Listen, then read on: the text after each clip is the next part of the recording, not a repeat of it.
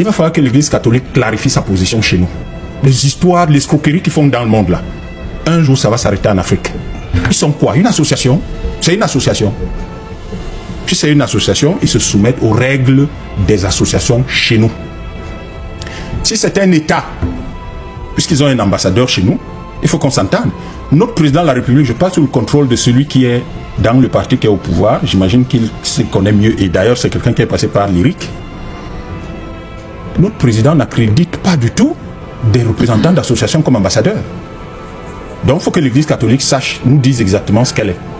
Si c'est une association, ils n'auront plus droit à avoir un ambassadeur chez nous. Si c'est un État, ça veut dire que toutes leurs activités sont des activités de multinationales. Auquel cas, ils payent les impôts normalement. Et regardez-moi des gens qui sont là, qui vous parlent de paix, qui vous parlent d'intégrité démocratique. Monsieur, la démocratie, c'est l'élection d'abord. La démocratie est d'abord économique. Vous voyez des types qui pillent nos pays, ils sont là, ils ont nos terres. Vous ne leur dites pas la vérité. Dans mon livre Porte Bokibon, je fais une proposition simple. La terre ne se vend pas dans nos traditions, on y accède par mise à disposition. Donc, si les terres appartiennent non pas à l'État qui n'a conquis aucune terre, qui n'a acheté aucune terre, parce que sinon ce serait le prolongement de la colonisation, c'est ça que les colons ont fait quand ils sont arrivés chez nous. Ils ont pris les terres. L'État n'a pas pris nos terres. L'État n'a conquis aucune terre au Cameroun, n'a acheté aucune terre au Cameroun, aucune terre légitimement, historiquement, anthropologiquement ne lui appartient. Les terres sont les terres de nos nations historiques. Auquel cas, puisque vous pouvez faire valoir vos titres fonciers à la banque pour avoir de l'argent, alors nos terres, c'est notre capital, monsieur. Donc, l'Église catholique qui gagne de l'argent 5 fois par jour en faisant les messes dans ses églises, qui a des écoles, qui a des collèges, des universités, qui a des hôpitaux. D'ailleurs, les universités auxquelles n'accèdent, c'est-à-dire que les pauvres versent 25 francs, 50 francs de cotisation, ils construisent les universités, mais aucun fils de pauvre n'entre là, puisque la pension, c'est des centaines de milliers de francs, parfois en millions. Parce que gens là, vous soutenez quoi là? Il faut leur dire la vérité et leur demander d'aller se cacher un peu. Et donc, ils perçoivent de l'argent, nos terres, c'est notre apport en capital.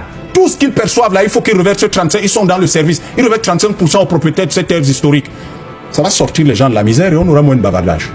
Vous venez de dire, ouais, le pays est pauvre, le pays est pauvre. L'Église catholique fait quel chiffre d'affaires chez nous? Sur nos terres, ils reversent combien à nos populations? Il faut leur dire la vérité, il faut leur parler sérieusement, arrêtez de faire des courbettes devant eux. Personne ne doit avoir peur de ces gens-là. Pas dans notre pays, pas dans le pays de Oumiobe. Des gens vivent sur nos terres, gagnent de l'argent, roulent carrosse et viennent bavarder, raconter que le peuple est pauvre. Mince, pourquoi ils ne reversent pas 35% au moins de ce qu'ils gagnent à nos peuples? Pourquoi ils ne font pas ça? Le peuple serait déjà un peu moins pauvre. Un peu moins pauvre. Alors eux, ils vivent, ils roulent carrosse ici et ils demandent à notre peuple d'aller au paradis. Notre peuple ne leur a pas demandé le paradis, il n'y a même pas de mots pour dire ça dans nos langues. On ne leur a pas demandé ça. Pas du tout. Donc, les histoires qu'ils racontent, il ne faut pas seulement prendre le fait journalistique. Il faut prendre qu'est-ce que ces gars-là représentent. Ces gars-là représentent, aux yeux des vrais Africains, l'image, la personnification, la pérennisation de la colonisation. Ils sont arrivés ici dans des bateaux de militaires. Ils venaient faire quoi avec des bateaux de militaires? La plupart des prêtres qu'on a eu ici étaient des anciens militaires dans les armées européennes. Ça veut dire qu'ils sont arrivés ici. Je ne vais pas répéter le fameux discours du roi Léopold. Ils sont venus ici faire quoi? Continuer à piller nos... Ils sont venus ici aider, organiser, détruire l'ADN de notre civilisation, fragiliser les mécanismes de défense de nos peuples pour que leur pays pille nos ressources, monsieur. Et ils ont fait quoi? Exactement ce qu'ils ont fait en 1960. On a pris ceux qui ne se sont pas battus pour nos indépendances. C'est eux qui dirigent nos pays. Et donc, vous avez une armée de gens qui doivent plier la colonne de résistance de nos peuples tous les jours. Et comme ça, ça facilite l'exploitation des cerveaux, l'exploitation des ressources, etc. Et ils ont le toupet de pérenniser la sorcellerie qu'ils ont fait à Marie-Ambert. Et... Wix, eine Plattform für jede Website. Grenzenloses Erstellen. De venir nous donner des leçons sur comment notre pays est pauvre, les riches. Permettez-moi de vous relancer. Je suis quand même sidéré. Est-ce que, parce qu'il y a eu tous ces éléments, parce qu'il y a tous ces faits, est-ce parce que c'est l'Église catholique que le message ne passe pas? Ça aurait été un autre mouvement, je vais le dire comme ça, ou alors la population, que ce message serait passé? Si c'était un parti politique, ça aurait du sens. Si M. N'Djamène le dit, mais c'est pertinent. C'est c'est un parti, c'est un homme politique, si c'est une association de défense des droits de l'homme qui le dit, c'est pertinent. Mais vous avez une organisation qui est à l'origine de la mort de 350 millions d'habitants et de 35 millions d'esclaves exportés en Amérique, et ils sortent nous donner des leçons, et nos propres frères ont le courage de rentrer là-dedans. Est-ce que vous vous rendez compte de quoi on parle là? En fait, les Africains sont là, on est sur un temps T, ils s'arrêtent là, il n'y a rien avant, il n'y aura rien après. Mais il y a eu des choses avant. Le monde ne commence pas avec nous. Le monde ne commence pas avec le séminaire de Boya. Le monde ne commence pas avec le propos de celui qui parle. C'est Yagoua, je crois. Le monde commence avant. C'est l'église catholique en 1454 qui légitime la traite négrière. Et les premiers à profiter de la traite négrière, c'est l'église catholique. Les Africains oublient ça. Et ils commencent à dire que l'église a ci, l'église a ça. Non, monsieur, ils n'ont pas le droit à la parole chez nous. Ils n'ont pas le droit à la parole chez nous.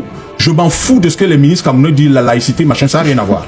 Ils n'ont pas le droit à la parole chez nous parce que ces gars ont tué 350 millions de nos compatriotes. Si vous avez un compte bancaire de 350 millions de francs CFA, c'est virtuel.